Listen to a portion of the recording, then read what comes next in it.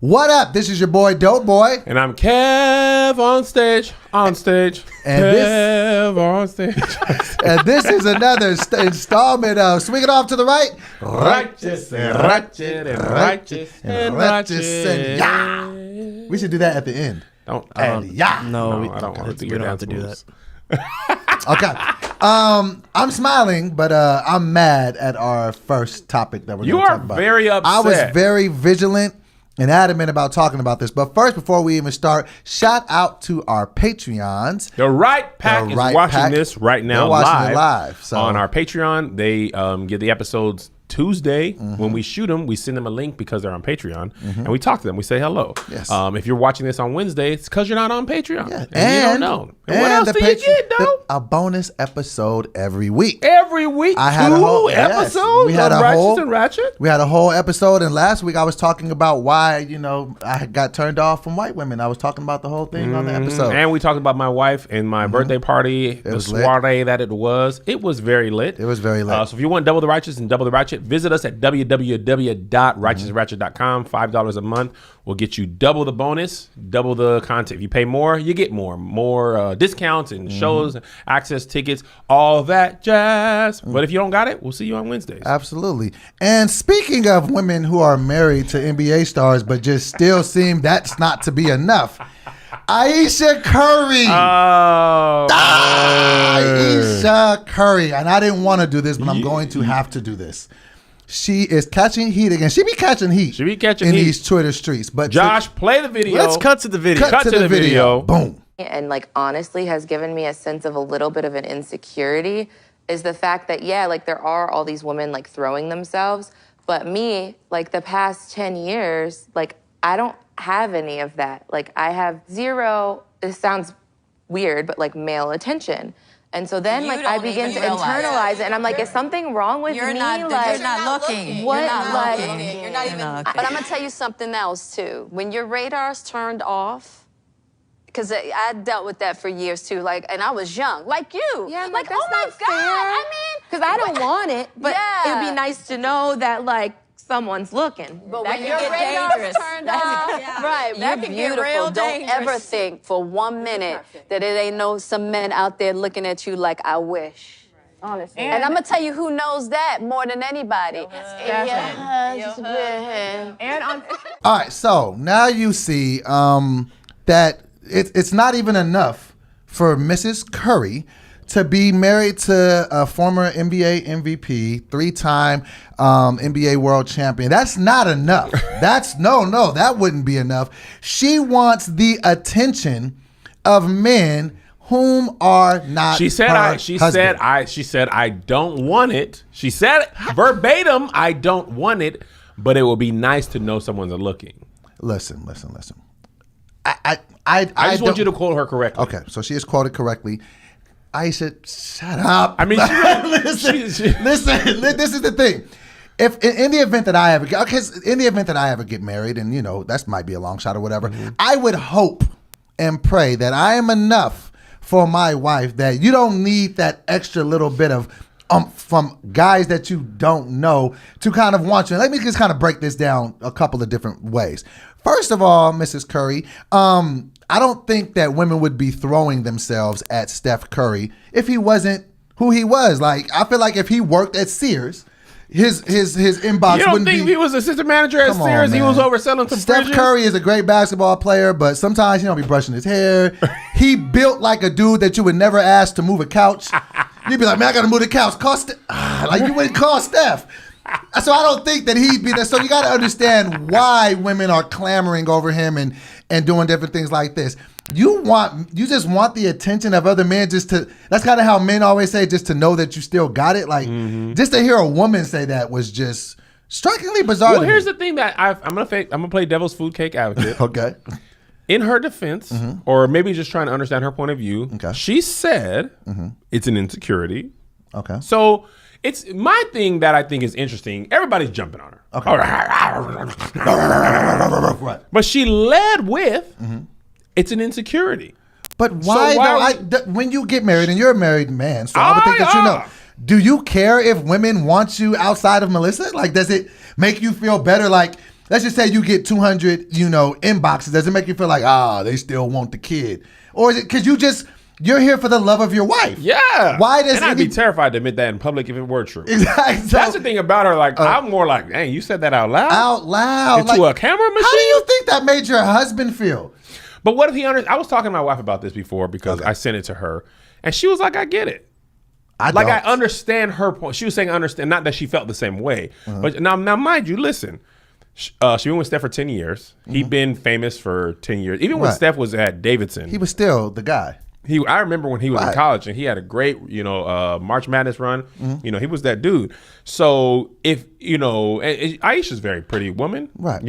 But if we were trying to do this off camera, trying to think of somebody where the tables were turned, where you could, say like, if the woman was in that position with a man, like maybe you're Halle Berry's husband. Okay. Whatever. I don't know. And then you like everybody loves Halle Berry, but nobody's paying attention to me. Yeah. You don't see that? You don't see that? No, I don't. This is the thing. That the human ego is a terrible disease. It's dangerous. It's just, you just want your ego fed. You just want to know that you still have it and that people are still clamoring over you. This is the thing that you have to understand. Because I will give this to her. Look. Maybe they don't do that because you're a married woman. Fair enough. Like, I don't even look at Beyonce like that anymore. Like, I feel like Beyonce is she's an attractive You don't ever woman. see Beyonce and be like, I mean, but like, how about this? Like, you know how when people say like, who would be like your celebrity crush? I would never have a married woman as that because if you're married, I kind of compartmentalize you as an untouchable woman. So Regina Hall gets married. I'm off that. It's off. I'm no longer checking that DM. I no longer wanted to hit me. She married. She off the board. So maybe that's what it is. Maybe men live by a different code than maybe women do. And we see a married woman, we just not like, because I think sometimes that could be the allure. Because when I was married for 84 days, my inbox was flooded more like, really? Yes. Women knowing that I was married at the time and they was just hitting me up way more than they did when I was single. So I think some women are insecure for real and just want to deal with a married man just because that's whatever's going on in their mind. But I'm just like, you're a married woman. Don't nobody want to look at you like that. Then you that man's whole wife. Like, I don't want to. Why would I do that? Like, why? You look like a jerk if you do that, to be honest. My thing that I think is interesting in this situation is I wonder what it would look like for her. Right. Like, would it be dudes commenting like, girl, you fine if Steph ever messes or up? Or getting at her. DMing her. I mean, it's not like she's walking around Oakland and people be like, hey, what up? You know what I mean? Like, you can't be getting catcalled. Right. So I wonder what it would. But do you not understand the human side of that statement? Or let me ask you a better question. Right. Do you think that people are upset with her for the other stuff she said, and this is also part of it? Because do you remember what she said exactly? She was in hot water about the clothes that she was like, I don't want to misquote her, so let me just pull it up. Let's not misquote. Because you misquoted her when we just played the video. You were like, and then what she said, it was okay, I got you. Bernie Mac Hold on 1 second. Okay, so I don't want to misquote Mrs. Curry, but she has a history of problematic tweets or people tweets that got under people's skin. skin. She said, and I quote, "Everyone's into barely wearing clothes these days, huh? Not my style. I like to keep the good stuff covered up for the one who matters." Now, she's saying this at the time. This was back in 2016. You're a married woman. You have, of course, that's. You know what I equivocated that to? What did you equivalate that with? When people speak about, I ain't never watched one episode of Game of Thrones. Nobody asked you that. Nobody asked you what you should wear or what you shouldn't wear. Why? That's just voluntary information of it has nothing to do with you. If women want to dress that way for whatever reasons, why is that your responsibility to step up and say you shouldn't do that? It just kind of comes off as soapboxes to me. Oh yeah, I mean, like you're standing on a soapbox looking down at people like social media is a soapbox. Is it? Yeah, everything we spewing our opinion about stuff. Here's the thing I think was interesting. It was it's like here's the thing I think was interesting is that a bad thought?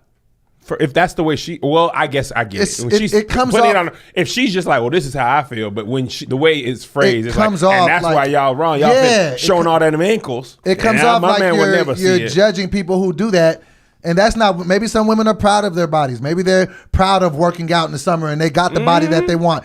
And maybe that they aren't. You're a big girl. Aren't you proud of your body? I know it's coming. And then maybe that's what they want to do. And maybe they don't have that special somebody at this point to save that for or whatever. So it just came off as just a little judgmental. I think that was it. I feel like people jumped on her quick. Right. Wholesome Ayesha, people jumped on her quick. So let me ask you this, because this is a perfect way to just even ask this and get to expunging how we really feel. If your beautiful wife, Melissa. Hey, take it easy. Okay.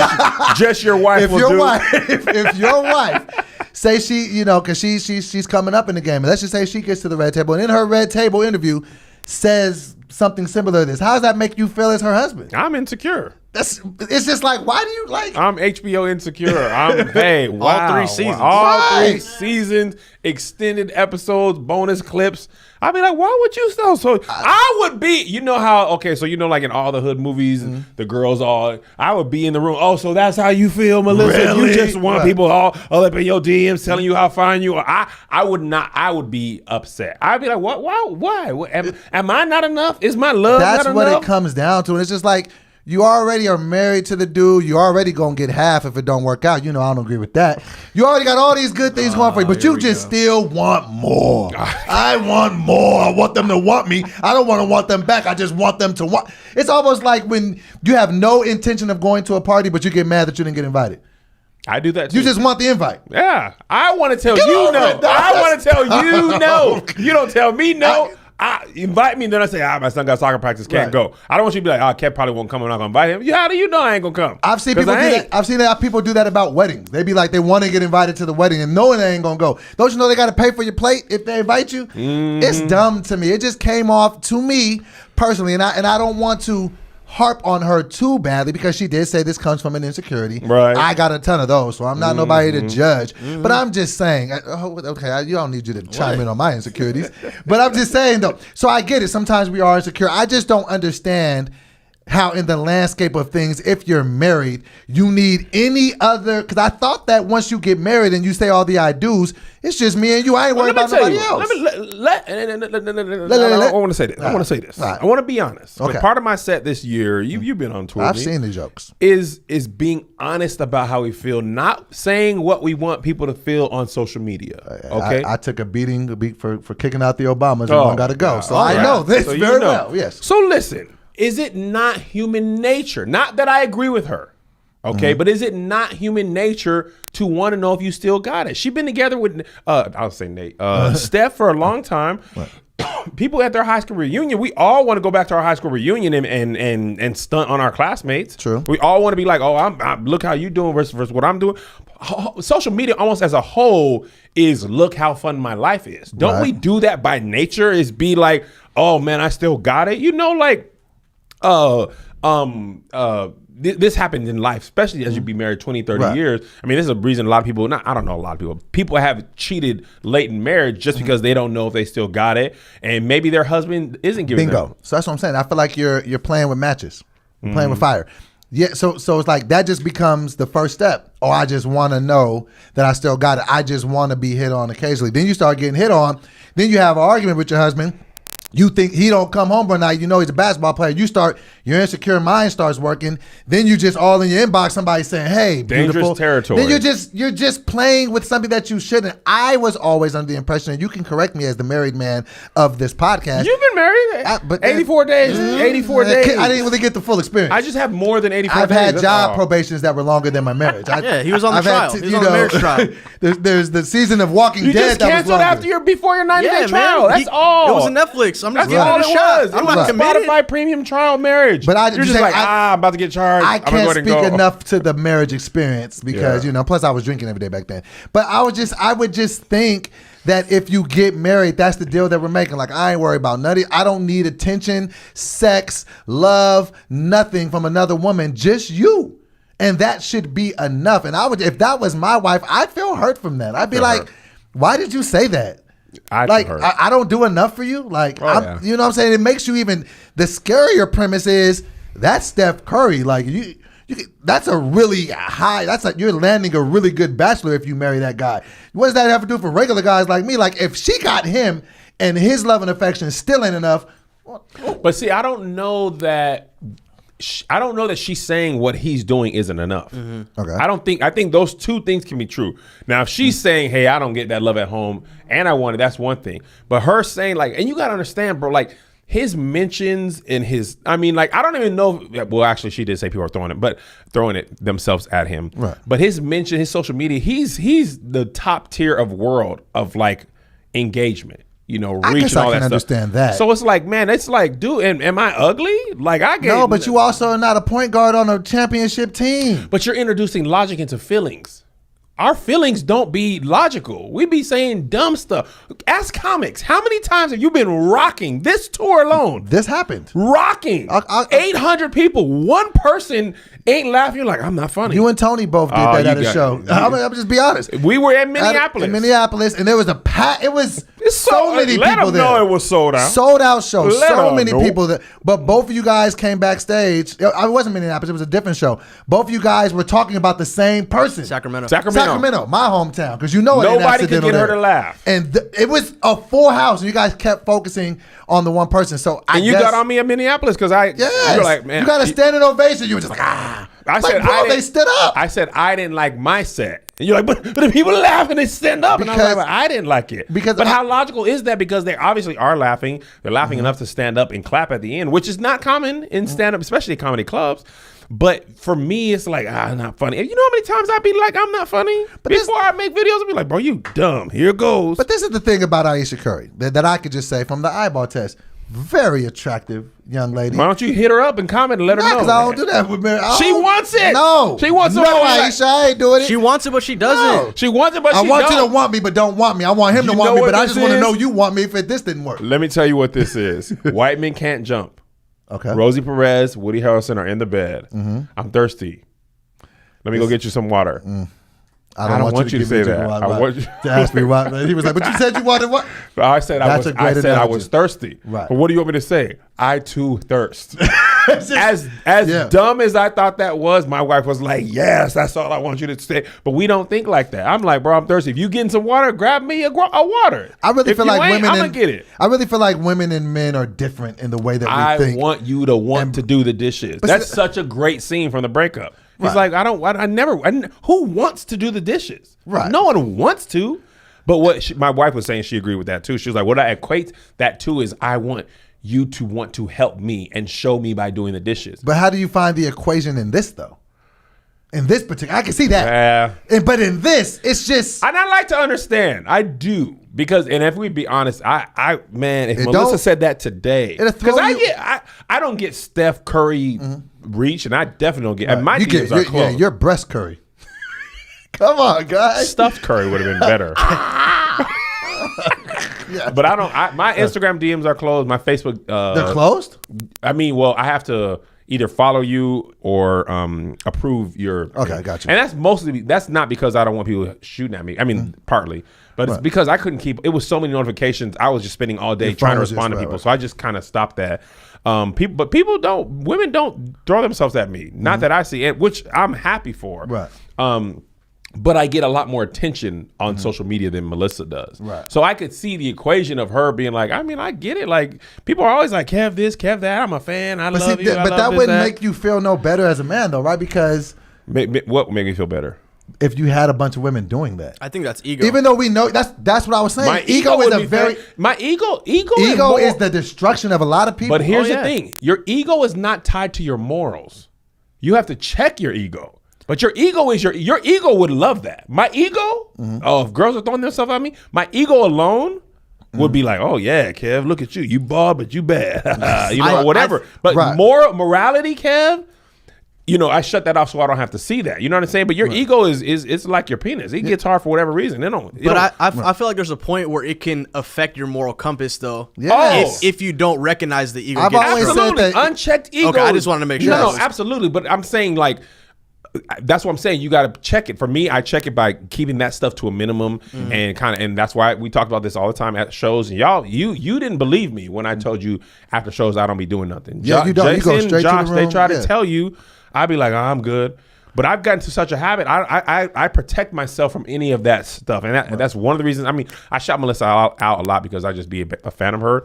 But I want to constantly remind people what it is, and what it's always going to be. Don't even ever think it could be something. It could be what it is. It could be whatever, but it can't be. That is one thing. It could never be. This is one area that I can say I do empathize with Mrs. Curry. Okay. Sometimes I do feel like our ego and the human mind can kind of set you up to where no matter what you do, it's never enough. Yeah. Let me tell you why. I came home yesterday from the tour, and all of a sudden I was just in a mood, and I was just like, I'm not doing enough.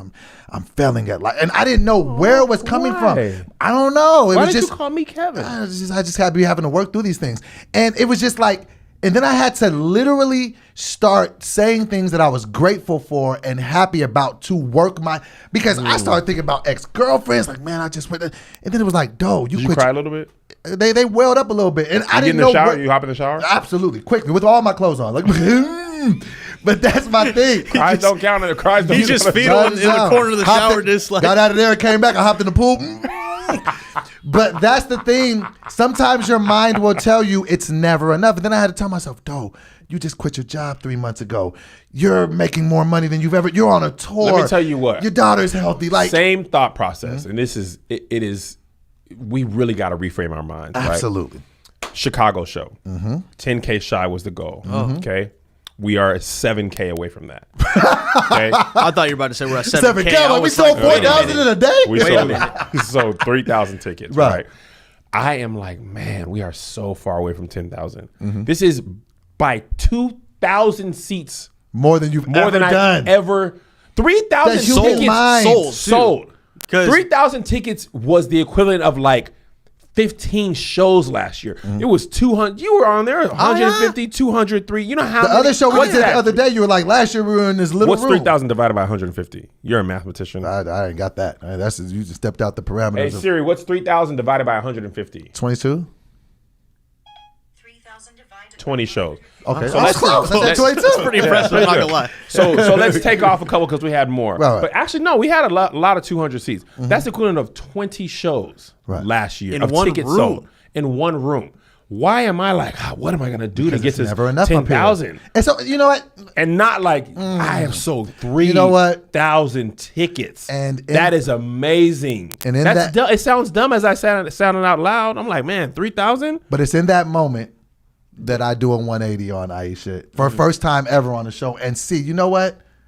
She's me, she's you, she's all. It's just never enough. And we're all like that. I'm sorry, Ayesha. You're and I'm gonna tell you what else it is. It's just never enough. The internet, we take the 2-minute clip, or in that case, it was a 57-second clip, right? And I took it to make a piece of content, even though I just made my funny part. I actually didn't say anything about her.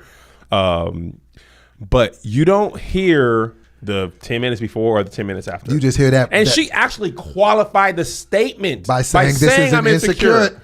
And it's not that I want it, but we take those things. And I was talking to Melissa about that. Most people, we just want something to talk about. We at work. I want to be. What's going on? Bro, when I was at, I was like, how can I make this day go by faster? If I saw an Ayesha Curry thing like that, she crazy. Let me tell you this, and let me tell you that. Oh, lunchtime. And that's the thing that I just realized too, that I can actually be, self-aware enough to admit it. I was just deflecting on her just now. I do that. I do what she just did, but in a different arena. Boy, and I was mad because I'm really mad at me. I'm really mad at me. And that's some of my people on the internet have had that thought.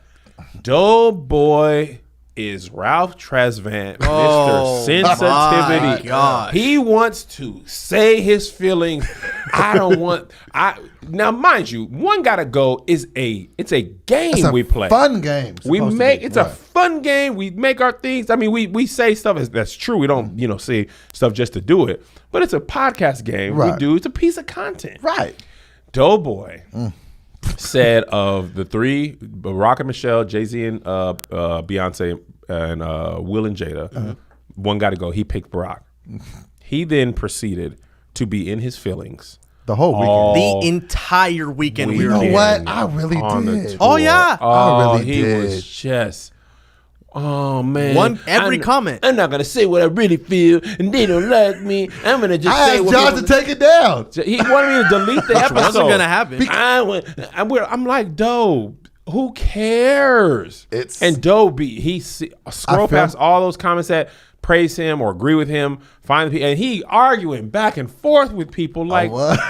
You just be in there for what? Because that's the thing, though, and I said this to you, and I think you finally understood. That's just who I am as a person. You can't just be like, stop being you. I'm sensitive. But now in saying most artists and creatives are. You got to create a piece of work. You've just been in this, and you've been successful at it longer than me. Dead inside. So you're more used to it. Well, I'm telling, and actually, I have some protocol in play. Because let me tell you what, Asuka. Oh yeah, they was coming for you. Yeah, the Christian delegation, they went hard. So I just was like, to protect my sensitivities, because I'm an artist. I'd be like, you know how many times I sit there and be like, what if I'm not funny next year? What if I never? Literally, this is so stupid. It's so dumb. What if nothing ever happens funny on the internet and I can never make a video? What if and let me tell you, because you be getting on me. If I go 3 or 4 days without a video doing crazy, I'd be like, I lost it. You like, Joe, you had and I have a video that went viral. 3 million, a million on Monday. Yeah. If I had a video, 1 million on Monday. But if Tuesday, Wednesday, Thursday, and Friday nothing crazy, on Saturday I'd be like, I lost it, and my descent has begun now. Yeah, I'm the exact same. I want to tell a funny story. It's how ridiculous we can be. Isaiah is just as ridiculous as we are. I was buying him. He wanted to buy an Iron Man thing because he's into stop motion like crazy, right? So he was driving me insane about this stupid Iron Man thing. So I tell him, when I get back in town, I'll take you to Target. Okay, come back. It was Easter Sunday. We come back from Hawaii, take him to Target. Target is closed because it's Easter. Okay, I'm like, Zay, it's like 5 o'clock by this time. I'm like, got to be home by 6 for Game of Thrones. Let me tell you what I'm not gonna miss. Okay, I'm gonna buy you the Iron Man thing after school tomorrow. Okay, you can play with it after school. This kid goes, but what if I can't? Why wouldn't you be able to? What if I have homework? I'm like, homework at most 30 minutes you've ever done. What if I had to do homework from 3 p.m. to 9 p.m. so I have to go to bed? Isaiah, when has that ever happened? It hasn't, but it could. The human mind. You tell yourself something. Think about how many times you call somebody and they don't answer, and then they don't answer. What does your mind start doing? They're held at gunpoint. They've been kidnapped. They're cheating on me. How many times they could be in the bathroom, or you could be asleep. You could be asleep. I did that one time in my drunken days. Like I called a girl like 10 times in a row because it only rang once and then it went to voicemail. Oh, so that's getting ignored. I thought that but I wasn't. But it was something on her phone or whatever, and she stopped talking to me that day. She was like, "You're crazy." I was just like, I thought it was just. I didn't know it was registering every time I called. Your mind creates the. Your mind and it never creates. Oh yeah, they're at yoga. They're making dinner. Their phone died. It's always they're getting beat up by rebel forces. I gotta rescue them from the crime boss. So I'll make a 180 on Ayesha. She's a physical manifestation of how I think we all feel on the inside. And I think that should never enough. We don't know how long it took her to get to the point to be able to say that. To even voice that. Right. They met when they were what, 15? 15. Correct me if I'm wrong. So she's gone through a whole relationship arc from nobody knowing who Steph is and her always being in every conversation whenever they meet as a couple. I got this from Melissa. In that interpretation, now she's, that's Steph's wife. You know what I mean? That's not interesting. And she's trying to step in. Very interesting. She's trying to step into every conversation. Hey, don't forget about me. I've been here holding it down for all these years. I might just. That's a great point. Excellent. Because Melissa was the prom queen solo. Really? Yes, I shared with another dude, John Christopherson. I wasn't robbed. I just don't understand how people voted for Melissa solo. John Christopherson had a date. They were like, Melissa, John Christopherson. I can understand that. If John Christopherson won. So we, in high school, we are same level of popularity. She actually, she's the prom queen, so put her ahead. College, it was always Kevin and Melissa, Kevin and Melissa, Kevin and Melissa, Kevin and Melissa. In jobs, she had better jobs than me. So at Tacoma, it was like Kevin and Melissa. We're Melissa and Kevin, whatever. And then Kev on stage, and it's like, right. And then it's Kev on stage and his wife. Her name on Instagram, Miss Kev on stage. Only because I created that and Lissa wasn't available. People think it was because I was trying to brand her. Wow. I literally couldn't think of anything else. And you know what's crazy? That's very interesting. I was going to say the average follower, quote unquote, is probably assuming that she made that. Yeah. I know. I did. Oh, no, I created it for her. And I picked that name. And I didn't even pick it to brand it. I just spent like 30 minutes like Lissa F. And I was like, that's kind of weird. And Lissa was taken, and I just was like, man, Miss Kev on Stage ain't taken. And then that's it. I've created all her social media accounts, even her Facebook. And when I got on Facebook, I created them for all my friends. Because I was like, I need people to talk to. Same thing with Twitter. I created my friends' Twitter's accounts. That was funny. Instagram, I put people on. Yeah. Well, and so that's what I'll say. So that's my final thoughts on Ayesha Curry. She's insecure. We're all insecure. We all go through those moments. We all go through those times. So I get it. I get it. I actually, we're and flushing it out and talking, because I was ready to roast her for this whole hour. We're not rational human beings. We are irrational, emotional creatures. Mm-hmm. I get on you for being emotional and sensitive, and when you leave, I'll be like, he's right. And you dug up an old tweet, something we're trying to steer away from. Right? True. We do try to say old tweets are the enemy of, yes. Did she ever come around on that thought, though? That's neither here nor there. Let's stick back to the good side. But you know what? That reminds me of something on cancel culture. I think that was interesting, because I always say I don't be one to cancel people, and I think that's because people need to grow and learn. And when you cancel them, you rob them of that ability. And it also is like where people are disposable. There's a lot of things in my life that I've changed my thought process on.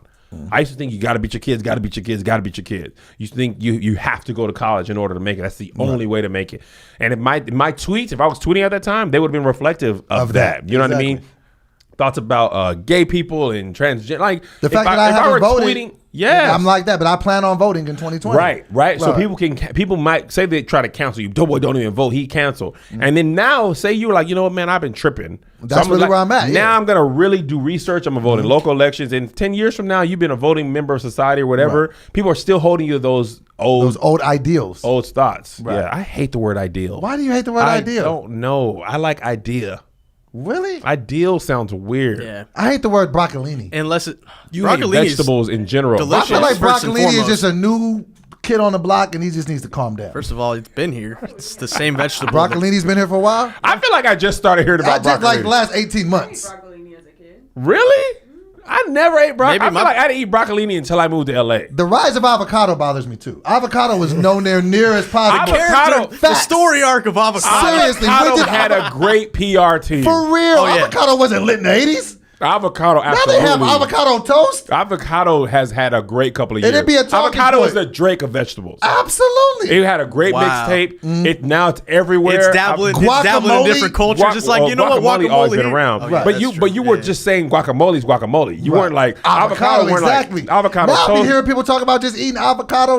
People just throw some salt on it real quick. My wife's mom actually did that. But I just thought she was weird. She would just cut it open, lime, salt, and scoop it out. And I used to hate avocado. The texture was gross. It still is. It's like a paste. Nah, I love it now. I put avocado in my cereal. Avocado needs to give their PR number to plantains, because plantains is lit. Nah, but I feel like they haven't really ascended yet. They don't need to. They have a great position in food. You think so? In Jamaican food? I feel like they're good, but Cuban they're like an underground rapper. They're like the Twalib Kweli. Yeah, let's stay there. Let's stay there. They have like a fan base, but like everybody else don't know them. I feel like people be rocking with plantain. They're definitely not as popular as avocado. Right. But you know who has the best? Who? Cranberries. Cranberry be jumping in every juice. Apple juice? Yes, let me get in there. Raisins? Raisins? Oh, man. Whoever's the agent for cranberry has had cranberry being... And they give you, and they dibble and dabble in both. They give you the health benefits, but you can also mix it with vodka. So Ayesha Curry, just all around, like, you know what I'm saying? I can't be mad at Mrs. Curry. I am Mrs. Curry. You're Mrs. Curry. We're all Mrs. Curry. I'm a man. But you know what I mean. We're all insecure. But speaking of people trying to get their credit intact and their credit cards in order, you got something to say to the people, Kevin? I do, man. We have partnered with Lightstream. I have amazing credit card history. I have some credit cards that I use for points and rewards. But the only reason I was able to do that is because I used a credit card consolidation loan to pay off my debt. And Lightstream helps you do just that. You know what's great about credit cards? What's great about credit cards? The freedom to do things in life that we really need to. Gotta have them for incidentals at a hotel. Oh, yeah. You can't, they ain't trying to hear it. Josh is at the Ritz-Carlton. I mean, not the Ritz-Carlton. He was Westin. somewhere. I was at the Westin. It was a great stay. Yeah, hey, let me tell you what. They hit me over the head. 500 500? Oh, now see, if I would have pulled up a while ago, I just wouldn't have been able to stay there. You wouldn't. Like 500. I almost pulled up on the beach after that. I was like, hey, Kev, just find me here. I was going to drop it. But the bad thing about credit cards, high interest rates. Yeah. Credit card interest rates are really high. It's unnecessary. What are you going to do? You can't regulate them. So what you're going to do? You're going to hit up Lightstream. If you have good credit, you can get a low fixed rate credit card consolidation from Lightstream and pay off those credit card balances. You get a loan from $5,000 to $100,000. You can get your money as soon as the day you apply. Wow. The average credit card company charges over 19% APR. But with Lightstream, you can get a fixed rate as low as 5.95% APR with auto pay. Now you can pay off those high interest rate credit cards and save money with a much lower interest rate. And let me tell you what. Being debt-free is lit. I have no revolving credit loans anymore. Really? 0 credent card debt. So you're feeling good about life? Oh, man. Got more money to spend on designer bras. Do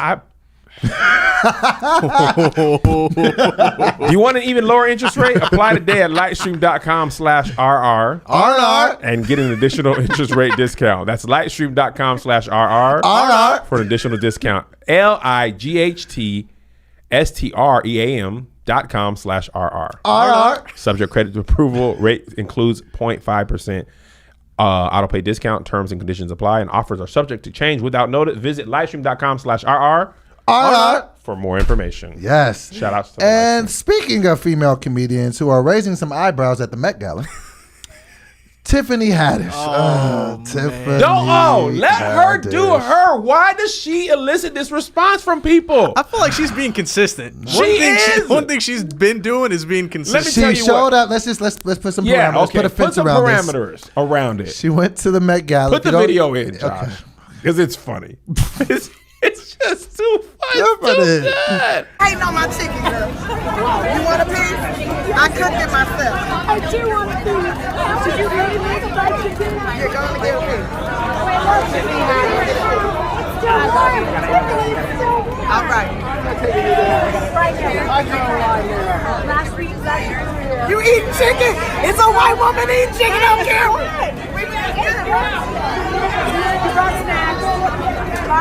Okay. Did you guys watch it yet? Okay. So you see the video. People, pull up the video on your own phone. As you can see, she showed up to the Met Gala, which is a very high-end fashion event.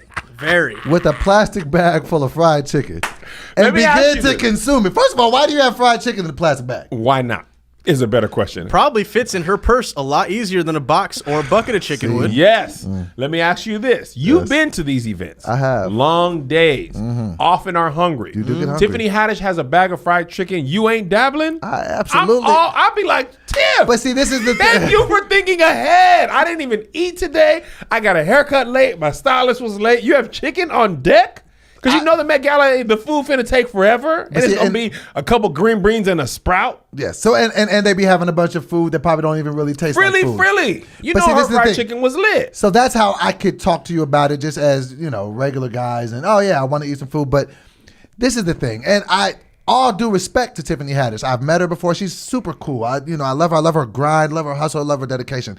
I sometimes feel like when she does things like this, other people that might not be like you and I, or that are like, people that you can consider a friend, even though we might not know each other, I feel like they're like laughing at her and not with her. And I don't like that. You don't like what? I feel like if she's there at the Met Gala coming out with some fried chicken out of a plastic bag, people that are at the Met Gala, are probably like, look at this ghetto. Like, I just like. Now, let me ask you this. I totally understand what you're saying, and that was. And I just don't want her to be viewed like that. General consensus on Twitter. Let me ask you this: do you believe that's Tiffany Haddish for real?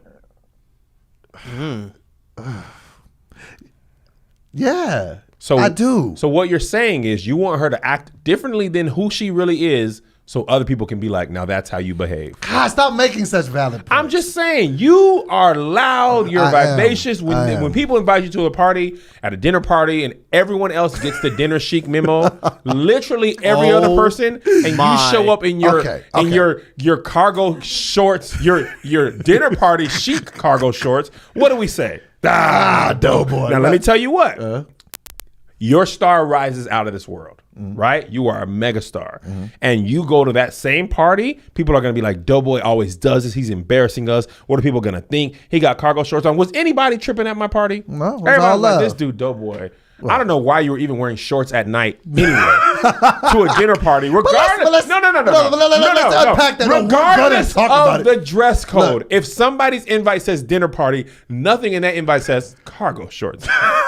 My gourmet cargo shorts. You had cargo shorts on a Whitney Houston shirt. But you're literally the only one who didn't. But this is the thing. Let's talk about that really quick. No. One more thing before you say this. Okay. Josh flew from Orlando that day.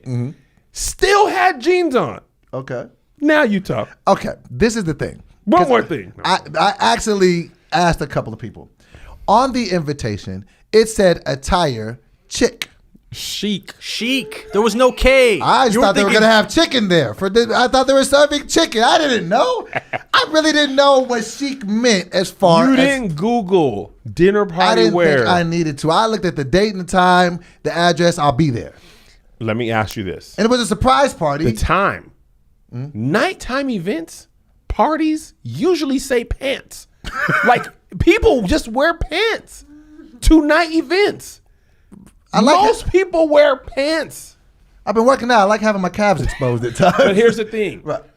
But that's just me. That's just you. Right. Now, when you are wild famous, say you could have Tiffany Haddish's rise. Right. You could be cast in a movie. Yeah. You could just be whoever, who you are, which is a hilarious dude. I mean, Tiffany been working for a while. She had the Carmichael show, but most people's radar, she came on from Girls Trip, right? It is within the realm of possibility for your career, even possible. Same thing, Zach Galifianakis. Right. Never heard of him in my life ever. He totally steals The Hangover. Now I've been watching stuff with him. Right. The money and the opportunity doesn't change who you are. Just like we were saying earlier in the episode, you always are going to be Doughboy. You're always going to say wild, outlandish things. But what happens is when the spotlight's on you, because now you have 7 million followers, you say something about Obama, people's jokes or people are mad, it's going to be think pieces. Then when your stuff starts being on the Shade Room and Baller Alert and TMZ, the same actions that you've been doing. Cardi B is a perfect example. Cardi B probably been acting the same way for her whole life. She has. The thing that made us love her, she was wild, reckless, stripper, I'm this and that. She becomes famous. Little girls look up to you. First of all, why? Right. Why is your daughter looking up to Cardi B? Right. First of all, that's not her problem. Right. But she hasn't changed. Our views of her have changed, and that's the same thing I think was happening with Tiffany Haddish. And I think that's the thing that I hear about her. I hear the criticism about her, and I think it's definitely unfair because people just be like, she's just fulfilling a stereotype of black women. Like, you know what I'm saying? Like, have you heard of the term respectability politics? No. Okay, it's a new term, at least to me. Okay, I've read about it on Twitter. Okay, and basically, and if you guys know it, correct me if I get it wrong. But essentially, respectability politics says act a certain way and people will respect you. Okay. Especially white people. It's usually tinged to like, and the thing about Tiffany Haddish, it's always a tinge of like you acting that way around white people. Right. That's usually what we're saying. Okay. Because she was at Diddy's party or Rock Nation brunch, people aren't as upset. It's always, I've noticed when she's at events with white people, people are more upset. You out there eating chicken in front of white people, so what am I going to do? I think that we're saying the same thing. I think that I'm like protective of Tiffany because I'm like, I've seen her grind and her hustle for the past 20 years. I've been watching Tiffany since she threw her wig off at Def Comedy Jam like back in '98. So I know how much work, she was homeless for this. She bled for this. I know how much work she put into it. And I don't want people to marginalize her and just be like, she's just some ghetto da-da-da-da. And that's what I feel like they do when they point out the fact that she got fried chicken in a plastic bag at the Met Gala. So it's really like as a protective thing, a putting a fence around her. I get that point. But you're basically asking her not to be who she is. And that's unfair. Because of what other people, and the thing that people are mad at, they're not casting her in no movie. Right. Are they gonna buy your movie? Right. Are they gonna buy her tickets? Hardly anybody's gonna be truly affected by her. And it's just like you said, people just be looking for something to talk about. People just got something to say. Listen, man, when I be famous, I'm gonna have, I mean, there's some things that, as you age, you change or whatever, but not because I'm famous. If I ever get, ridiculously famous, I'm not gonna start acting a certain way. If the first time I meet Will Smith, like they always say this in football, you get to the end zone, act like you've been there before. You're in the NFL now. But if you ain't scored an NFL touchdown, you never know. You ain't really been there before. Right. If I meet Will Smith, I'm going to be like, dang. I'm fanning out. First time I meet him, I'm going to be like, dang, you are Will Smith. Absolutely. We could be on a movie set. The first interaction, I'll be like, Don't let me meet Drake. I might pass out. You might kiss him in the mouth. No. Hello, Drake. I know that was a lie. That's what I'm saying. Though, the more that we start to come up in the game, it's like I don't know what I would do if I met. Bro, but I'm still a fan. You're watching her rise, right? As it happens. That's the thing about social media that it's changed the most for celebrities. We are watching people rise in real time. Right. And we didn't get that before. They would just show. We didn't have access to the Met Gala. Like, right, exactly. 10, 15, 20 years ago, it was just something you would hear about pictures in a magazine. In a magazine. It's a picture of Tiffany, if they even catch that. Right. But now if it makes the publication. It's not going to be in your local newspaper. I didn't even know what the Met Gala was my whole life. I only started hearing about this 5 or 6 years ago because of social media. Right. And I didn't get it. I was like, why are these people? I wanted to make fun of them. But then I was like, and wait, actually, on second thought, now as you think that that is kind of dope. She's just doing her own thing. She don't care. Bro, She knew she was going to get hungry. I would rather you be who you are. Exactly. At least if you're going to be mad at me because for who I am. I would much rather her do that than to start acting like she's not who she is. Yeah, I'd rather. And the thing is, we get that's a stereotype. I know some people like Tiffany Haddish. Yeah. I got homegirls, high school friends, aunties that are wild and hilarious. And it's just like, and that's the thing that we love about her. So we don't want her to stop being her. That's what makes Keep taking fried chicken to the Met Gala. Doe is the king of 180s. No, just today. If you make a good point, I'm not gonna just hang on it just to hang on it. But he never turned on. Jussie Smollett though wasn't no 180 on that. He was. I tried to introduce everything. He was like, no. So that's. And I would have ate that chicken. I would have too. It was funny. She's funny. Let her just live. The reporter got in. Let people live, man. Why we always gotta make a thing out of a thing? Everything ain't gotta be a thing. Just if that's what she was doing, that's what she was on. Eat your chicken, but I mean, it just brings us perfectly into our next point. Preachers that be wearing Yeezys. King of transitions. What was the name of the Instagram? Let me pull it up. Okay, pull up the Instagram about this. This is. Man, this people were really mad about this. Up in arms. They're up in arms. Yep. I'm up in arms. Okay, so let's talk about it. We're gonna talk about it. Okay, hold on. Okay, Instagram account calling out pastors for wearing expensive. So give them the rundown of what we're talking about. Okay, essentially, the Instagram is at Preachers in Sneakers, the letter N, Preachers in Sneakers. Mm-hmm. And essentially what they do, they find pastors / preachers, depending. Mm-hmm. You don't have to be a pastor. And they find you in expensive shoes, and he literally just posts pictures of your shoes. So in the article, some of these pastors have had he has $159,000. Preacher sneakers. Some pastors are wearing $6,000 Yeezys. I saw some Fear of Gods, which is pretty funny. Pastor, you got the Fear of God. See what I did there? Yeah. I see what you did there. The Yeezy Red Octobers are the ones that's the one shoe. I remember when these came out, I asked Melissa to buy them, and she was like, Kevin, these shoes are $200. And I was like, please, I really want them. But at that time, $200 for a pair of shoes. And is that John Gray wearing those? That's John Gray wearing the same John Gray that bought the Porsche truck for a Venter? Is it the same guy? Yeah, I think it's the same guy. So let me say. Hold on. Okay. Chad Veach, he was on here a lot. Mm-hmm. He had on Gucci, shoot, they got him all. He had these shoes that were expensive, tracksudo pants that are $800, Gucci travel patches. Wait, what's tracksudo? That's when I feel broke. When the brand is like, oh, this is that, and you be like, oh, I never heard of tracks. That sounds like track pants and church pants. Yeah, but essentially every dope shoe you can think of that's exclusive, right, and expensive. If your pastor wore them, they would snap a picture of your Instagram. Now listen, so you already know where I'm going to come off. What side of the fence I'm coming off on this? Like I low-key agree with this because it's just like, look, bro, when you're a preacher, you're the man of God. You got an average guy like me or just Joe Blow from the street going into church. You got the icy chain? I mean, come on, $300,000 on the neck and you're going to respect it. Just $200 on the wrist? Don't let you see the trifling side. But gold grill in the mouth? But this is the thing. So let's just say you got a regular person at church, and the thing is, I've heard some preachers talk around offering time. They low-key hit you with the guilt trip. You need to be giving your tithes. So now you got a churchgoer giving their 10%. I ain't got money for Yeezys. And just the perception, sometimes there is no reality, it's only perception. You look like you're making money off of the gospel, and then you up there in some $6,000 shoes. I'm out here in Skechers giving you 10%. I feel a certain type of way. I feel like preachers I just feel like you toe a line. Not saying that you can't live your life and have nice things. I'm just letting you know what it looks like to us. Fair point. Perception. Let me ask you a couple of questions. Yes. Those preachers aren't wearing Yeezys, but they're wearing Armani shoes that you don't know are $6,000. I still got a problem with it. But if you don't know, there's no Instagram. Are you upset? Well, no. If I don't know, then I can't know. So you're only upset because he pointed it out. Well, yeah. I mean, but I would obviously be able to tell from the Yeezy. Like, but if he's they say it's pastors in nice suits on Instagram, and they're wearing Prada suits and nice shoes. Is it because they're Yeezys or because they're expensive? It's because I know that you're spending wild bread on that. Okay, so it's that they're using money to pay for them. Yeah, you using my money for that? Okay, I'm buying you Yeezys, bro. I'm buying a Venture and Avenger. Fair. Okay. Is a pastor allowed to make, because all these pastors are not just making money from tithes and offerings. Okay, that just put that. These pastors, these churches, millions of dollars of revenue or whatever. I don't know, revenue is the word, but it's money. Okay, they get a salary. I haven't thought about that. Hold on. No. Let me say this. Okay. But they also make money, usually speaking, books, podcasts, TV shows. Okay. If they're spending money from their podcast, they have ads just like us. He uses his money on Yeezys. Why is that a problem? Because that's not your money. It's not none of my money, and they can spend their money on whatever they want. Except Yeezys. But I'm just telling you how I feel about it.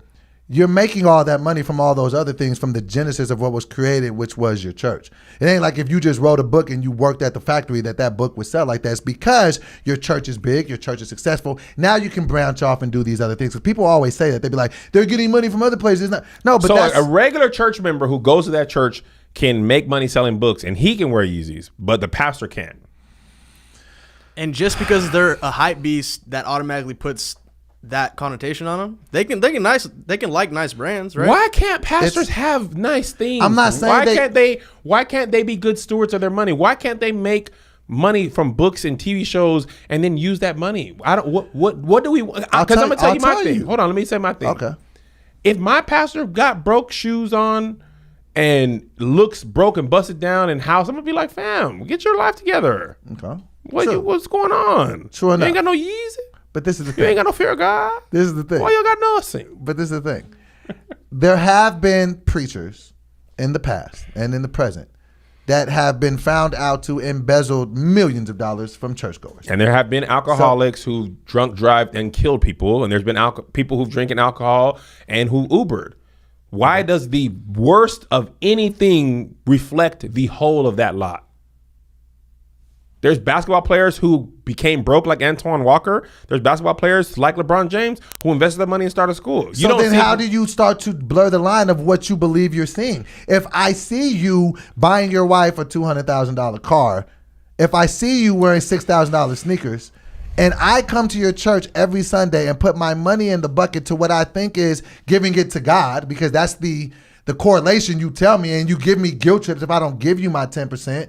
And then you don't even tithe though. What are you worried? You don't even go to church. First of all, you don't know what I do. Get out of my personal business. I know you don't. For a fact. Do you tithe? How would you know? You mad at someone else's pastor. You don't even go to that church. How would you know what I do? Do you tithe? Don't go to church. Listen, first of all, do you tithe? I have a personal relationship with God.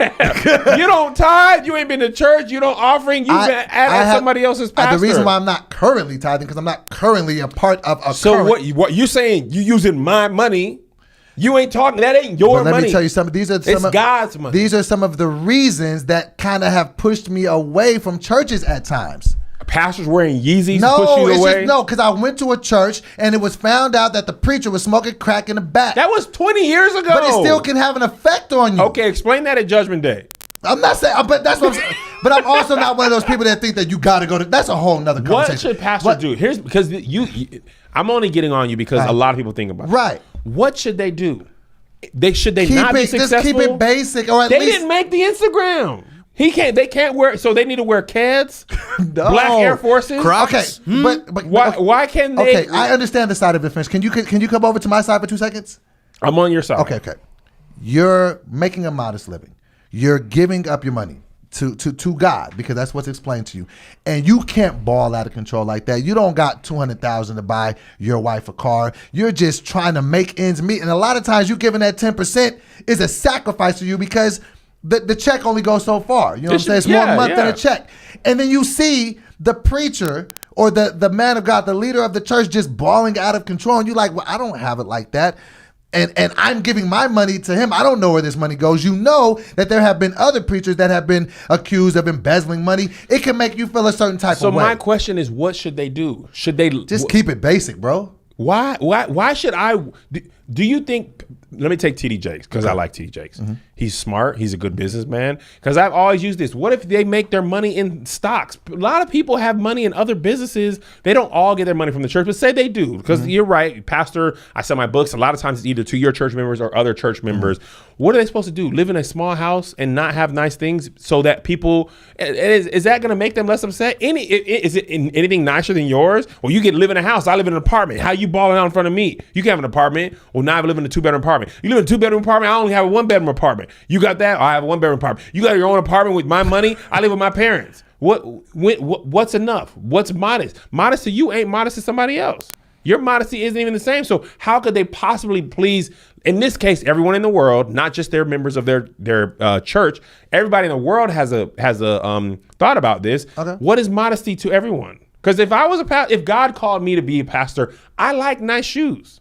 I have money from stuff other than church. I would be speaking. I'd have dividends or movies or projects I'm producing. If you don't like the fact that I'm wearing fair gods, that's your problem. I like these shoes. That's what I'm trying to understand too. Is like a job requirement of being a pastor doesn't keep you exclusive to one stream of income. True. So like writing books, doing all those things as well. Like you should be able to do that. And if you're making money and you got a little throw on some shoes.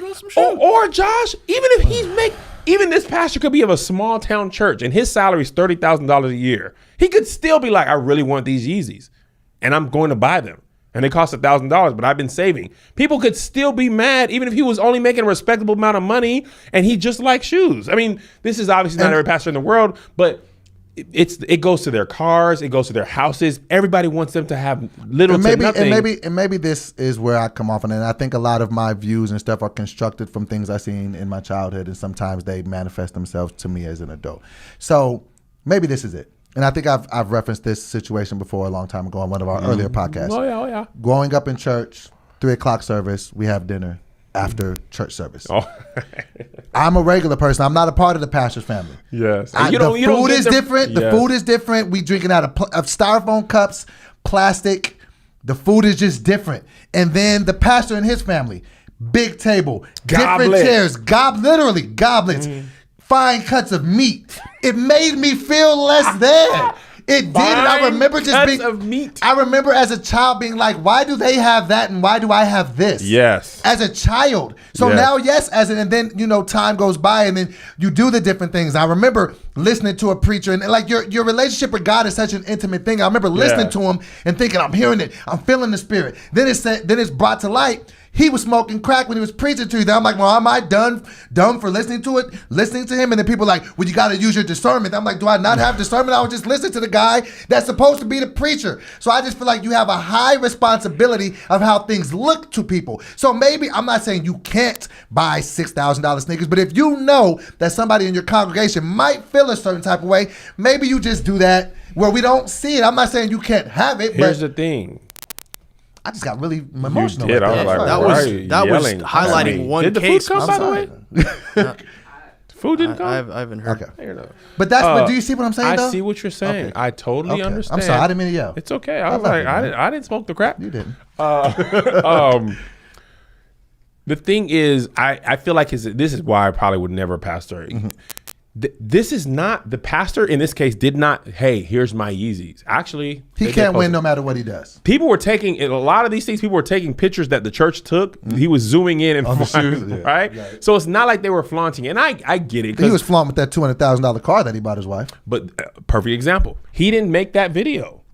They said they didn't want any phones at this event. Somebody else took the video and posted it on their social media and went viral.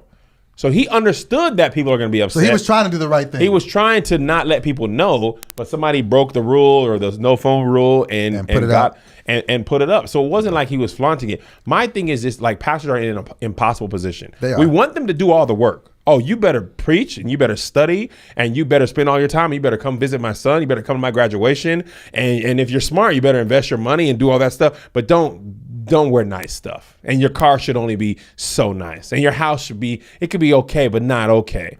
But, like that's a little gaudy. You know what I mean? And stuff like that. And a lot of times those pastors' lunches that make you upset, the pastors don't ask for that. Sometimes they do, of course, but sometimes people just want to do nice things because these people spend literally their whole life giving to the church. You don't spend your whole life doing that. I don't spend time preparing a message every Sunday and praying for people who are sick. Being a Christian doesn't require me to be involved in the lives of everyone else in my thing. Right. So aren't you giving some of your money to them because you are not rewarding them, but this is their full time? And just by nature, if your church is $300 300 people, it's going to generate a certain amount of income. Mm-hmm. If you have like some of these people have 30,000 members, that same percentage, that 10% is a lot bigger at Joel Osteen's church than, Macedonia Baptist down the street. It's the scale. These are mega businesses. Humongous businesses. Joel Osteen's in New York Times. Church shouldn't be a business. That's a totally different argument. Yeah. And Kev's not saying what happened to you is okay by any means. You're an exception case. Like that entire situation, like you don't know if all that reflected the separated meal situation. You know what I mean? Right. Like that's not every church. The church I go to, the pastor eats with everybody whenever we have a meal on a Sunday together after church or whatever. Like what happened to you is crazy. That's beyond. Most preachers do not get caught smoking crack. Right. And most rehab facilities do not get shut down by the feds. Your whole life, things don't go the normal way. Right. And I'm not saying your feelings aren't valid. Like I get that. I just feel like pastors, they can't win this. Right. They can't win it. If you sell books, you're taking advantage of the church. If you make too much money, you're taking advantage. If you don't make enough money, you're not. Like they just can't win this. I don't think there's a right answer. Right. I just feel like this is just such a sensitive job profession because people govern their lives by their relationship with God. Yeah. Like that's how they live. That's how they raise their families. Yeah. So I would just say this. I would just encourage preachers, and I'm not saying they're not mindful of it. Just like maybe you don't gotta wear $6,000 shoes. Back home in Washington, not the pastor of my church, but the bishop of our district, man, he had Cadillacs like crazy. Church was small, but he was a good businessman. Like not the church. He had construction businesses and he had all these other legitimate businesses prior to ever being a preacher. I mean, literally black business owner. Doing great. He leased them, and then also he leased Cadillacs. People don't understand. There's a lot of money in leasing Cadillacs. If you have a good job, good money, that car might not cost you that much. Like when you put $3,000 down on the car, that lease sometimes is $400. A lot of times the church members are paying more for their car because if you have bad credit, I've known people pay $600-$700 per car. Yeah, zero down. You got a car that was upside down. You trade that in, they add that loan. You're paying $600-$700 for a Hyundai Sonata. He paying $350 for the new Cadillac. But you mad at him and like, am I supposed to be bad? Reality versus perception. Yeah, should I be bad with my money? And sometimes that dude was like 60 years old. He's also older, so he's had money for a long time. Save some money. But I agree with you. I don't. Right.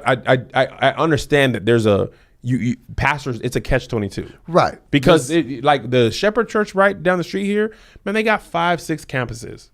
They're all big. I know that pastor balling, but he's not famous. He's not on Instagram, so people just don't hear about it. That's another thing too. Is like it's almost categorizing every single pastor is like this when that's not true. These are the ones that are just being highlighted. And these are the ones that just been highlighting that like nice shoes, right? That are sneakers.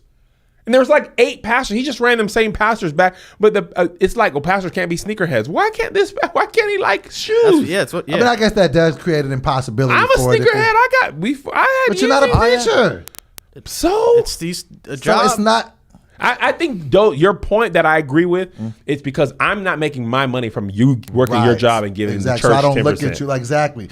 And people literally feel like now your tithes and your offering is supposed to go to the church, but we feel like I gave my money to you directly to your Cash App account. Yeah, we don't the Wi-Fi for the church, the bills, the upkeep, the maintenance, the staff, the music, whatever the bill. We don't say all that. Right. We only the pastor. I gave my money to you personally.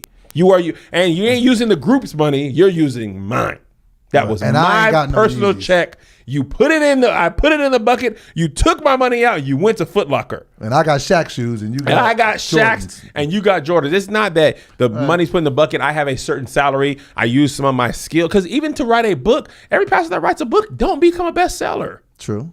I just feel like there's a certain skill that some pastors have. And the thing is, there's probably, no lie, 10, 15 pastors that are world famous. Mm-hmm. And those 10 or 15, the world is mad. Can you even name 5 famous preachers? I can't. T.D. Jakes, John Gray, John Furtick. Oh, no. He's a pastor out of Charlotte. Judah Smith. Chad Beach. I only know him from that. That's like 6. I don't know a ton of preachers. You didn't even know those dudes outside of John Gray. You just knew John Gray. But he had the Yeezys, the Red Octobers. Yeah, and I'll admit, maybe it's just my past hurts that just come out sometimes, or maybe I just have a skewed. But you feel a lot of people feel and I'm not saying that every pastors can't win. Yeah, and I don't even feel like if you're good, you have to pay for the sins of the bad. Even if you don't steal the money, you have to pay for the sins of the people who did. Even though you're a good steward, you have to pay for the sins of the people who aren't. You just can't. And it's win. Not fair to blanket statement. All and even if you're like T.D. Jakes, I'm gonna use him again. He started in West Virginia, right? He moves to Dallas, starts a brand new church. He literally his skill and ability is what grew that church. Literally. That wasn't passed down to him. So should his hard work, like he grew that church from no members, or I think he came with like 30 members from West Virginia or something like that, to thousands. Should he not benefit from the hard work he's done to build that? He shouldn't benefit at all. He should stay in that same house. And that's the thing, though. I don't have a problem with him benefiting, but sometimes I do have a problem with thinking that people benefit, like people get rich off the gospel. I do. Like I be like, but then maybe I'm a hypocrite for that because then there's gospel singers that make money. Like, you know what I mean? So I guess I didn't think about that. Yeah, like we don't be mad at gospel singers at all, and they be getting money. They be getting breaded out. They be singing about the gospel, but you don't. Maybe because you don't pay your tithes to the singer, right? And you purchase their music. You go. Yeah, so it's like a choice. Because sometimes, but let me tell you. Well, I'm gonna tell you something that used to make me so mad. What made you so mad? Tell us, Kev. Tell us what made you so mad. I used to go to a lot of gospel concerts back in my day. Right. And you buy a ticket, right? $50 VIP. You come in. Well, this is not a show. This is worship. No. $50. Worship is free. I'm here. I pay for a ticket. You entertain me. Right. I want you to worship. I'll be watching. Right. But when a gospel singer comes to town, I pay my $30. Put a great show. I don't care what you do with my money. I paid Ty Tribbitt's ticket. I don't care what you do. I don't care what you drive. I just want to watch this. Maybe it's because that was a transaction. Yeah, I like this music. I bought your CD. For this. Because that's what I'm saying. I've been in church where, like, I've just seen some things. I remember one time where there was a preacher and he was telling everybody to come, like, give their offering. And he would say something to them. And I remember I had $25 and I was like, should I give the 20 or should I give the 5? I was like, I ain't really got it like that. I'm going to give this 5. And I went up there and I had it in my hand and he literally looked in my hand and seen the 5 and was like, brother, you're not digging as deep as you can. The Lord is telling, and I was just like, and then I gave him the 20, and then it was just, I gave him the whole 25. I was just like, well, I don't have no more money. So like, when he saw the 20, he seen the 5, and then he was like, you can do more. See, that's not normal, man. What and he took the 22. I'm like, he didn't take it. Oh, you took, that's all I got, bro. That's all I have. You just took my last 25. So I just gave it. But because you could give more. But see this, okay, maybe that's time of the point. I can't. Maybe that's the point. I'm thinking because of who you are that I'm looking at like God's telling me to give you the other 20. And so then I'm like, okay, here. And then I'm just sitting there broke. But have there been other offerings where they'd be like, give more, and you'd be like, I ain't got it. I'll settle there. Give 100. I guess, let me tell you this one story. This is embarrassing. I hate to admit it, but it's true. When I got my college scholarship, right? I got a $5,000 scholarship or whatever. I went to church. They were like, we want to give the thing. I was like, we were looking for people with $1,500. I was like, I want people to know I got it right now. I literally had that thought. I wrote a check for $1,500, put it in the plate. No one noticed or said anything to me. 2 months later, I had no money to eat with, and I was like, "Hey, can I talk to y'all about that?" You ain't got the $1,500 back? No, I was thinking about it, but I felt so bad. Like I didn't get no encouragement. I didn't get nothing. Y'all ain't gonna give me a ribbon, a certificate? Y'all just gonna spend it? You just gonna take it? But I owned it. That's what. I got nothing else. So with preachers, I guess my final thought on them would be, just be sensitive to how things look and how whatever that means to you. I know modest has different definitions and, you know, but just think about, like, you do have regular hardworking people that, you know, sometimes this could look a certain type of way when you're doing what you do. You know, you could be wrong or not. But, you know, that perfectly leads us into our next thing. Speaking of judges who are way too stringent on probation violations for rappers. Meek Mill. You just do this for every topic. It's fun to me. It's so hilarious. So that's the thing. So Meek Mill, his judge, who is really starting to come off on some single white female stalker type stuff. She's white? No, she's black, but the movie Single White Female. Oh. Just crazy. Like, oh, got it. She would not allow him to travel to Abu Dhabi to perform, and he missed out on almost $500,000. She wouldn't let him go to Toronto to go watch a basketball game. Meek Mill was convicted of pointing a gun at a cop in a drug raid back in, like, when he, like, 12 years ago. Mind you, let's just be honest. A black man pointing a gun at a cop and he don't get killed. Like, come on, black men die for so much less with police. So you don't think he did that crime? I honestly don't feel like he did that at all. But then you put him on probation. He's been on probation for 12 years. There's something wrong with our legal system. When people have that type of control over your life, on probation for that long, and then they start violating for stuff like popping a willy, like, and then, like, unrelated to your initial crime. And why won't you let him travel? He is an entertainer. That's how he makes his money. What do you think he's gonna do? Go to Abu Dhabi and start a life of crime? You saying Abu Dhabi is funny, just the way you pronounce that. So I think he can. I highly doubt Meek Mill is a flight risk. He's not, and that's the thing. It's like she locked him up. She tried to send him to prison for 2 years behind popping a willy. It's just which is crazy because I think it was last month there was a video that went viral of this cop popping a willy in the street.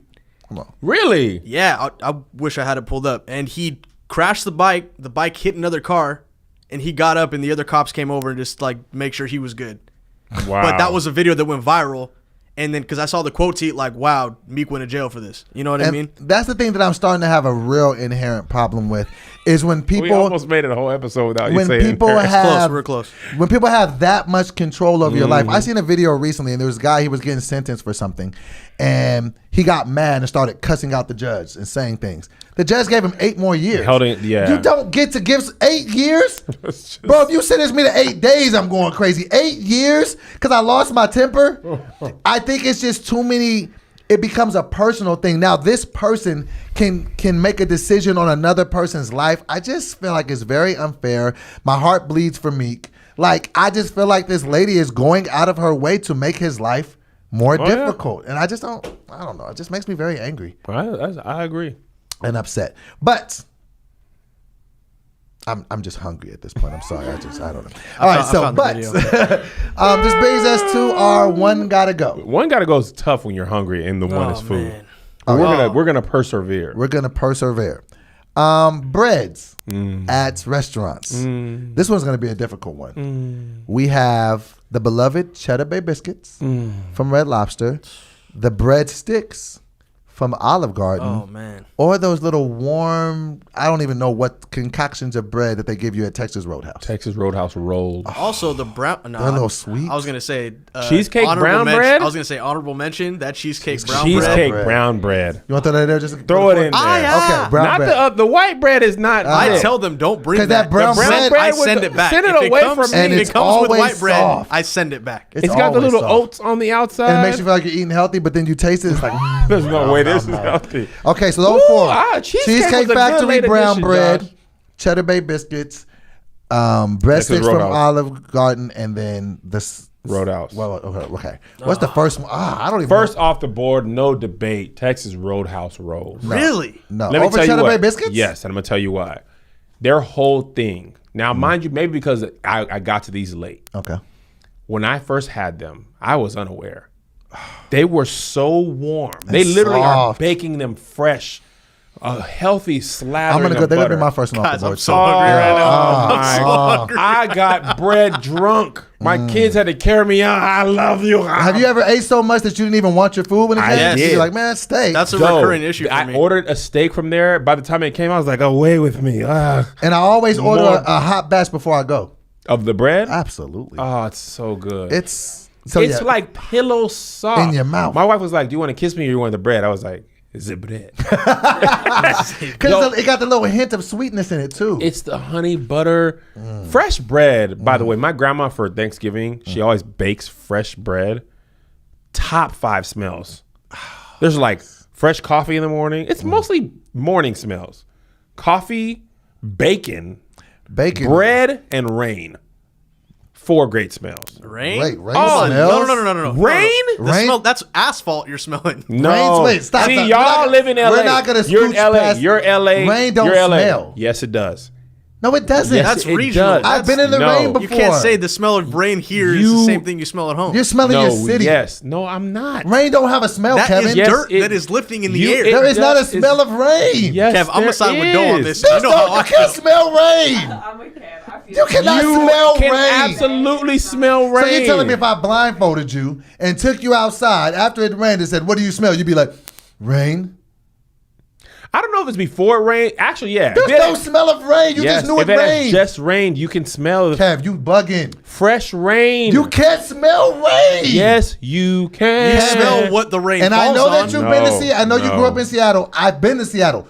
You can't smell rain, bro. That I is didn't not want the you to be like, it comparison. rains more in Seattle. You wouldn't know. It's actually, you smell rain more in other places because it rains so much in Seattle. It's less likely to smell No, it. I think in LA when it just rained, Which it's is got even that more the reason that you can't earthy- smell it. It's not a rain. You can't. Rain don't have a scent. You can. Okay. Yes, you can. We can put a poll on Instagram. Yes, you can. Okay.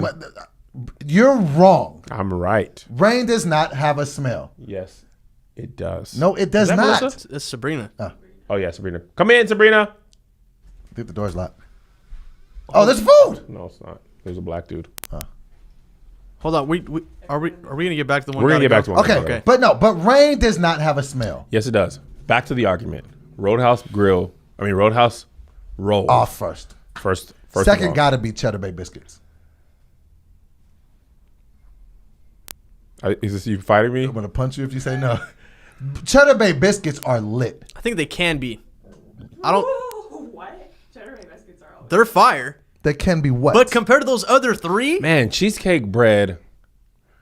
Cheddar Bay it hits different, man. Let me think about it. Get off me. Let him make his decision, man. This is a game. Cheddar Bay biscuits. Or cheesecake bread or Olive Garden. Cheddar Bay biscuits. Yeah, because Cheddar Bay. That's another thing that if my food at Red Lobster never even came, I'd be like, cool. And they be knowing what's up. Like, I went to Red Lobster recently and they was getting ready to bag up my stuff. They were like, did you want to take some Cheddar Bay? Absolutely. They don't reheat as well, though. They do have a poor when reheat. they first come out, they're almost like the Little Caesars of complimentary bread. Yes, it's not as bad as Little Caesars. You got 10 minutes to eat Little Caesars. You'll never get that taste back. Right. They're good when you reheat them. They're just not as good as the fresh bread. But I like it because it has like it makes me feel like I'm in Italy. Do you think they taste so much better because all 3 of these breads, you're starving before your food even comes? They got the bread. Yes. Because food tends to taste better when you're hungry. Mm-hmm. That could be it. Because if you ate your meal and then ate that bread, I don't think it'd be as good. But you'll be starving when you go to these places, and then it'd be warm. It'd be so warm and good. Warm bread makes you feel like because as you eat any meal, the less hungry you are, the less it tastes good.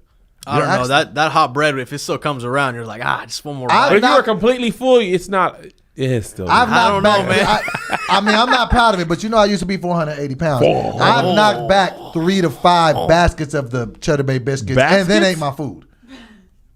Baskets? Dolo. You can't. I don't like that sound. I don't like that sound. You couldn't have eaten a basket of bread, bro. Baskets, bro. When I was 480, I used to eat a large pizza and wings and briskets Dolo, and then get drunk. Dang. I did everything in access. Absolutely. So how you eating that much bread? You wasn't thirsty? I would just love it. It was bread. I think bread is definitely a comfort food. Because when you think about it, it's in all the other comfort foods. It's in pizza. It's in donuts. It's in all the other comfort foods. Okay, so we got those 2 off the board: Cheddar Bay and Texas Roadhouse. Now we got the breadsticks at Olive Garden and Cheesecake Factory. The Cheesecake Factory brown bread specific. Are we including the dipping sauce for the Olive Garden? I was gonna say that because that's the gamer. Murner. No, not even that. No, the salad dressing. The salad dressing or the zuppa Toscana. Eating it with the soup. I can't speak on that's that. That's the soup. Okay, like I said, I can't. When I go that's not the free joint. You're dipping bread in salad dressing? You've never had it. Don't give me that. I'm asking you. I've never. But you gave me a look of judgment. I'm not here for it. I'm gonna tell you that right now. But why are you dipping bread in salad dressing? You've never had it. Did you do it? Nobody's ever done that, man. Have you had the salad from Olive Garden? I use that for my salad. Have you had the salad from Olive Garden was my question. Yeah. Okay. That dressing, you can get on the side. Mm-hmm. If you dip it, it's fire. I'm going to leave it there since obviously never had it. So. Okay. I dip it in the soup. Yeah. So that needs a variable. A qualifier. I think if one had to go, I'd have to do without the garlic bread, the breadsticks at Olive Garden. So would because I like the brown bread. I like Cheesecake Factory is the bread and the 3,000 things on the menu. I need the bread just to get through the whole menu. Why are they serving so many things? They are. Nobody even orders the cheesecake. And they're not necessarily exceptionally good at any of them. And they're not even within the same realm. It's like a steak or Tex-Mex Roadhouse avocado. They're like the Jack in the Box of restaurants. Why does Jack in the Box have egg rolls and tacos? That is a perfect. It is the fine dining version of Jack in the Box. They have stir fry. They have stir fry. No, they have like teriyaki bowls. I mean, teriyaki. Oh no, I didn't know they had Jack in the Box. Yes, teriyaki. They have mozzarella sticks. I'm like, what do you think you are, Fridays? Like, who does? They have jalapeno poppers. Those are fire. But they burgers is trash. Ain't sourdough Jack fire? No, I don't like none of the burgers at Jack in the Box. I like it. None? Nah. All right, that's another conversation. We'll talk about that later. So we both letting go of the breadsticks, but the breadsticks are fire. I actually haven't been going to Olive Garden that much. Yeah, it's low quality Italian food. Yeah. At that time in my life, I went there a lot. That was all I could afford. I was just about to say that. Stop. I think I totally just misunderstood what you're saying. You saying Olive Garden ain't quality Italian food? Nah. You tripping. It's not. You don't go there for... Have you been to Maggiano's? No. Let me take you to Maggiano's. That's a big price difference. Big price difference. Yeah. World of taste difference. Wait, but y'all saying that Olive Garden ain't the Olive Garden is plates? the Panda Express of Italian food. With sit-down options. Yes. I don't go... Really? You don't go there? I thought that's where you go like if you want some good Italian food. No, you don't. I'm not even joking. What other good Italian food spots are y'all talking about? Italian food is either Maggiano's if you're a restaurant or like a mom and pop. So they're the only, so maybe that's why I thought that, because they're the only like mainstream Italian restaurant. Yeah, they're definitely the most famous. Because there's not another one that I thought. No, they're definitely the most. Want some good Italian food? You go to Olive Garden. Honestly, I'll go there for the breadsticks and salad with the guest not option. Eat the food, especially when soup and salad, and I'm out. Really? Soup salad. Oh my god! Especially if they have their all you can eat deals. Absolutely, the pasta joints. Sometimes they have that because the salad and breadsticks are unlimited. That just comes with the meal as soon as you order. That's the part of the deal. Mama's Italian Kitchen here. And you guys are right, because I was thinking that a quality seafood spot was Red Lobster for years, and people was like, who would tell you different? Right. The Admiral's Feast? Right. Oh yeah, my it's $25. What you mean it's not the creme de la? And there's hardly ever any lobster. Red Lobster is mostly langostino. What's langostino? Langostino is a fish that's a fake lobster, basically, but it's got the similar texture of lobster. So your lobster pizza, a lot of the lobster pasta dishes, it's lobster. Now I went to Shaw's Crab House in Chicago. I saw the bill, real lobster. Wait. You just kind of look up langostino. You just told me that Superman ain't real. You telling me that when I'm going to Red Lobster, I'm not eating lobster? Unless you're pulling it out of a tail, it's more than likely langostino. How is this fair? They should be taking them lobsters out of the tank, take them in the back, and put them in another tank. So if I get lobster pizza and I think that I'm living life, that's langostino that's for definitely sure. not definitely lobster. The lobster pizza was the number one from Barry's. Thing. Yeah, no, from lobster. Or even when you get the like lobster dip, they put the langostino. Yeah. I think that's a little fraudulent from a place called Red Lobster. They should be called Red Languisinos. Langostino. Red Langostino. Frauds. Red Leguizamos. Okay, so that has been another installment of Righteous and Ratchet. Oh, yeah. We just hungry at this point. You were here. You heard it. Delirious. Tune in next week. We love you. Speaking of restaurants that don't deliver, Postmates, bring our food. Oh, where are you at? We ordered it an hour and a half ago. Now I got to pick up my son. And shout out. I just had to do a shout out because I didn't do a shout out to anybody. But Shout out to Ayesha Curry. Sorry I harped so hard on you. Almost went a whole episode without the shout out. So shout out to her. Thank you guys for tuning into another episode. I have been Doughboy. Kevin.